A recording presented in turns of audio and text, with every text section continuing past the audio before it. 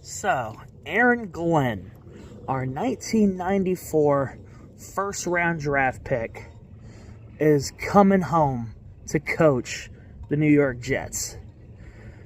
I gotta say, I would have been a little bit more excited about this had I not just seen the Lions totally poop the bed against the Commanders. But in all fairness, their defense was wounded to all hell, and it's what you can do. I don't know how to feel, really. Still kind of cold about how last season turned out. The Saleh exodus, the cup. How the hell do players do this?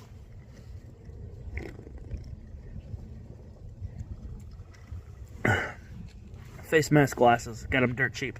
Not the point right now.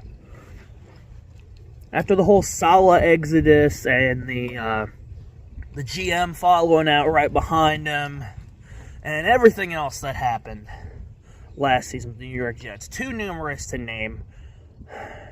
Dropping footballs, Madden ratings, owner controversies, etc., etc. We've all heard the song and dance before.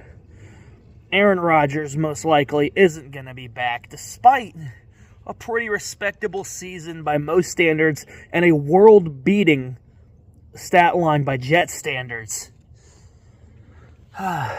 So, we don't even have a GM yet. You would think that normal teams would have a GM that hires the coach so they'd be on the same page. But because of old Johnson & Johnson, sadly, we hire them both individually, and we kind of push them together like Mike Tyson with two pigeons. Now kiss.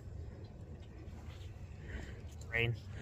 But either way, I guess we'll see what happens. I don't know how to think. Who do you guys think? We in good spirits for the future? Is this hire gonna get the core locker room together? Are we gonna straighten it out this offseason? I do want to say, though, speaking of Washington, look at the Commanders.